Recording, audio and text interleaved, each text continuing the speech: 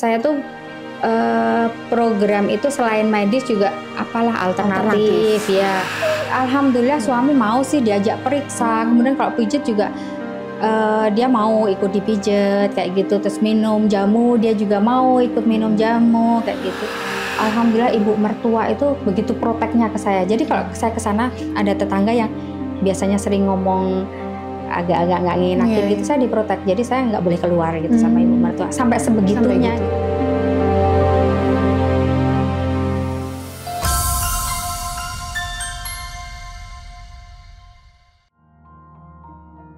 Kisah penantian memperjuangkan keturunan selalu memantik pertanyaan. Apakah sabar itu ada batasnya? Mungkin sudah menanti 1 tahun, belum diberi, 2 tahun, 5 tahun, 10 tahun, atau bahkan 12 tahun seperti cerita tamu kita hari ini. Mungkinkah dia bisa bertahan misalnya lebih dari 12 tahun? Bagi Ratna Kusumastuti, kisah perjalanan untuk mendapatkan keturunan 12 tahun, kemudian 6 tahun untuk putri keduanya adalah sebuah perwujudan mengukuhkan bahwa kesabaran itu hanya dibatasi oleh kepasrahan.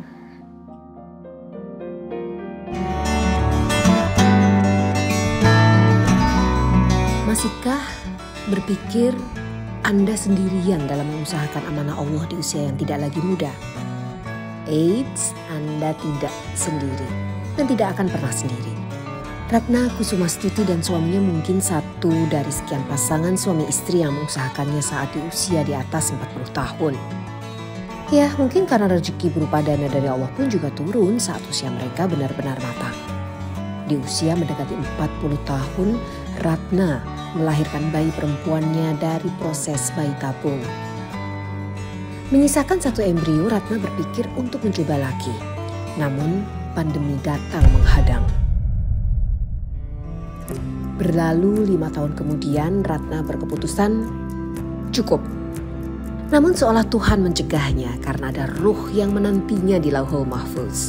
Seorang perawat rumah sakit menyarankannya agar mencoba lagi. Istilahnya iseng-iseng berhadiah. Tuhan berkehendak, Ratna tak dapat menolak. Ia hamil di usia 46 tahun. Inilah sebuah cerita perempuan yang selalu ceria, tak pernah melihat dunia sebagai terminal, namun lantarannya untuk mendapatkan kebahagiaan akhirah. Ia yakin keikhlasannya mengasuh 4 anak dari kakaknya yang meninggal karena pandemi sekian tahun lalu adalah lantarannya menuju cita-cita ibu yang teguh dan sabar.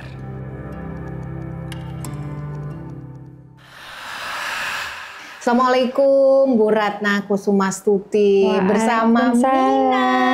Iya. 6 bulan ya? Iya Mbak Anu. Mau ikut syuting juga, mau cerita sebetulnya dia. Iya, sudah mulai ngoceh ini. Alhamdulillah. Ya pada saat syuting ini sekarang Mina 6 bulan ya? Iya, 6 bulan. Menuju 7 ya. 6 menuju 7. Ya. Penantiannya 12 tahun. Iya. Boleh diceritain Bu? 12 tahun itu gimana merawat kesabaran? Ya gimana ya, aku tuh memulai program itu ini Mbak dari 8 bulan nikah. 8 bulan nikah karena 8 bulan nikah. Ya 8 bulan nikah karena kakakku kan cepet semua punya anak. Terus adik-adik ipar juga cepet semua punya anak gitu kan. Itu sudah mulai ke dokter konsul, tapi karena belum 1 tahun juga baru kasih vitamin kayak gitu kan. Santai dulu lah. Iya santai, itu masih santai-santai sampai tahun ke-4 tuh kayaknya masih agak santai, pun kemudian sudah on off gitu, ke dokternya juga on off ya, menyesuaikan dengan budget gitu kan ya. Kadang moodnya kita juga lagi bagus gitu juga cuek aja gitu, tapi ketika kemudian ada kadang dengar omongan orang, saya tuh program itu selain medis juga apalah alternatif. Ya. Dikasih tahu pijet di sana, dikasih tahu minum jamu gitu. Iya, pokoknya saya jalani asal tidak berbau syirik. Ya, klinik syirik gitu. Adiknya sekarang nggak ada ya? Iya. Habis dinenenin. Jadi tadi Ibu menceritakan tentang betapa laki-laki biasanya punya ego. Iya, egonya kan kejantanannya itu lagi dipertanyakan gitu.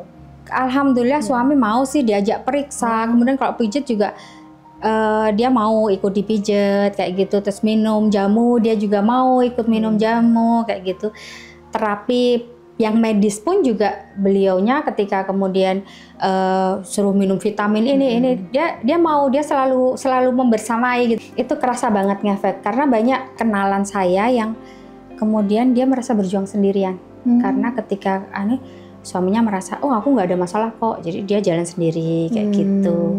Jadi ya saya bersyukur banget dapat suami yang dia selalu bilang bahwa ketika kita sudah menikah, mau aku ataupun kamu yang kemudian ada masalah di organ reproduksinya, itu bukan masalah kamu atau masalah aku, tapi itu adalah barengan masalah kita bersama yang harus kita atasi bersama, kita cari solusi bersama. Dia selalu ngomong kayak gitu. Jadi support system dari suami itu full banget. Itu benar-benar salah satu hal yang ya sampai detik ini selalu tak syukuri gitu loh Mbak, itu bahwa ya saya dapat alhamdulillah suami yang sebegitu sabarnya gitu loh menunggu selama itu dan selalu support gitu. Iya. Dan selama itu membersamai itu, apakah pernah misalnya tekanan sosial itu kemudian juga ya mau nggak mau namanya manusia, apalagi Mbak Ratna waktu itu juga masih bisa dibilang muda ya, sehingga misalnya dibanding-bandingin atau tetangga sebetulnya tuh cuma tanya doang tapi jadi perasaannya itu nohok banget gitu. Kalau saya mungkin karena saya orangnya double ya, jadi saya lewat tahun ketiga itu sudah nggak masukin hati lah orang mau ngomong apa. Cuman memang kalau pas pulang ke desa kan, alhamdulillah ibu mertua itu begitu proteknya ke saya. Jadi kalau saya ke sana ada tetangga yang biasanya sering ngomong agak-agak nggak ngenakin gitu, saya diprotek. Jadi saya nggak boleh keluar gitu sama ibu mertua. Sampai sebegitunya gitu loh. Makanya ya itu tadi, keluarga itu benar-benar menguatkan saya, itu salah satunya juga dari keluarga. Iya.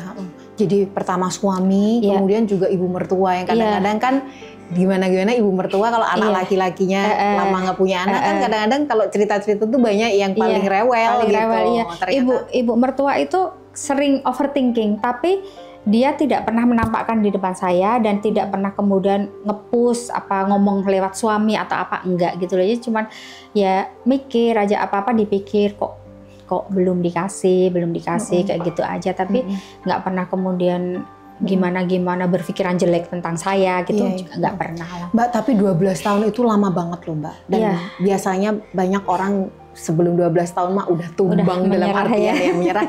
Ada yang mungkin berpisah gitu karena juga masalah-masalah tekanan-tekanan keluarga dan lain-lain. Nah, boleh nggak dibagi tips atau misalnya spiritual aspek dari perjalanan 12 tahun itu sampai akhirnya tentu saja berikhtiar ya. Itu boleh nggak di-share sama kita? Kalau di luar ikhtiarnya itu kadang tuh nggak kerasa, tahu-tahu udah masuk tahun ke-5, tahun ke-6, tahun ke-7. Karena saya kan dari nikah 2 tahun 3 tahun. Nikah 3 tahun itu bantuin ngomong anak-anaknya kakak. Anaknya kakak kenapa? Anaknya kakak itu, kakak saya itu kan dinasnya pindah-pindah. Kebetulan beli rumah di deket rumah sini, terus anaknya kan 4 dengan jarak yang dekat-dekat gitu. Istrinya kan repot karena ya suaminya kakak saya tuh dinasnya kemana-mana gitu, paling 2 minggu sekali pulang, kadang sebulan sekali pulang. Jadi akhirnya anak-anak banyak di sini juga gitu loh, saya bantu ngasuh gitu kan. Yang ngopeni istilahnya. Ya, bahkan yang paling kecil itu dulu dari bayi umur setahun tuh udah ikut saya terapi kemana-mana kayak gitu, ikut dia. Malah gitu. Ikut anaknya kakak tadi ya? Iya. Yang ikut terapi malahan. Iya, jadi nemenin. Jadi belum punya keturunan sendiri tapi nggak merasa kesepian gitu. Jadi ya udah waktu berjalan pengen ke Gembira Loko atau kemana gitu, ada anak kecil yang dibawa, kan lucu ya kalau kita cuma berdua. Jadi ya nggak pernah merasa kesepian aja gitu. Tapi pernah nggak ada perasaan seperti ini misalnya ya, kan ada tuh banyak ya orang ini yang nggak pengen punya anak sebetulnya, atau pengen punya anak tapi satu aja gitu ya, tapi di Bekasinya banyak gitu. Istilahnya wolak-waliing donyo Mbak gitu ya bahasa Jawanya. Sementara kita yang berharap banget tuh nggak dikasih-kasih gitu ya. Ada nggak hal-hal seperti itu? Iya sih, Hingga sering ngerasa kayak gitu. Aku tuh kan dari dulu dari gadis suka sama anak kecil, suka merawat anak kecil kayak gitu. Tapi kok setelah nikah kok nggak segera dikasih, sementara di luar sana banyak orang yang apa ya? Ada yang aborsi. Ada yang aborsi, ada yang kemudian dikasih anak kayak nggak seneng kayak gitu, dikasih anak banyak kayaknya anaknya nggak diopeni kayak gitu tuh rasanya tuh kayak pengen protes gitu loh. Tapi ya kembali lagi suami tuh selalu kemudian menguatkan bahwa ya itu kan haknya Allah gitu loh, tugas kita itu ikhtiar gitu. Untuk hasilnya tuh semua hak prerogatifnya Allah. Selalu suami mengingatkan itu gitu loh. Jadi ya sudah ikhtiar semeleh kayak gitu. Oke.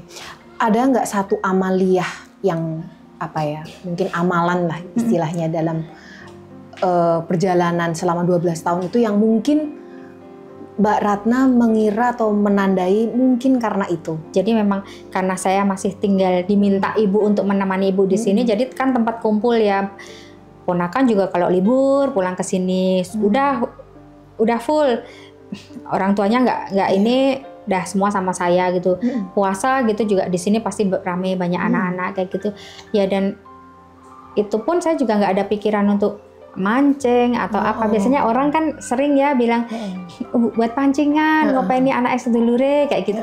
Tapi ini enggak gitu kan. Itu bukan karena dalam rangka aku pengen ngopeni anak biar punya anak, enggak, tapi ini ikhlas lillahi ta'ala karena anak-anaknya kakak tadi yang memang jarang diopeni gitu ya, akhirnya diopeni gitu.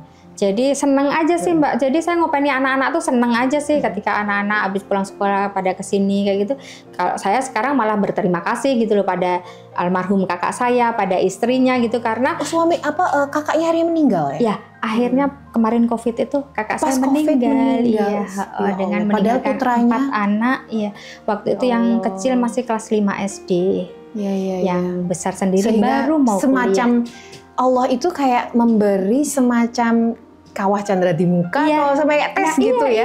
Jadi terasa nggak sih kayak ngasih tes kamu gimana dengan anaknya kakak 4 ini bakal seperti apa gitu. Jadi rasanya tuh berterima kasihnya karena merasa kayak diajarin gitu loh kalau punya anak. Jadi ketika saya punya anak yang pertama Hira itu ketika misalnya dia panas, dia sakit gitu sudah nggak. Biasanya mungkin kan kalau orang yang anak panik pertama dulu, gitu kan panik gitu, apalagi nunggunya lama. Saya udah nggak panik gitu loh, udah yang latihan, tahu, udah tahu karena dulu sudah sering ngopeni gitu loh. Oh kalau panas harus diginiin, nanti kapan harus dibawa ke dokter kayak gitu. Jadi sudah tahu gitu loh.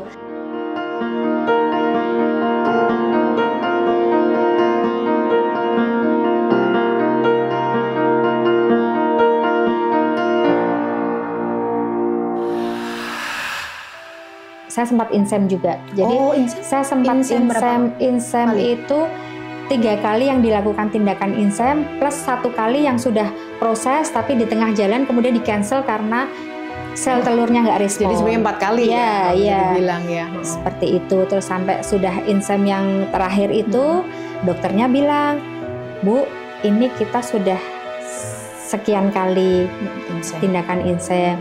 Kita menuju ke ikhtiar yang paling tinggi, paling secara medis ya. Ibu siap untuk bayi tabung.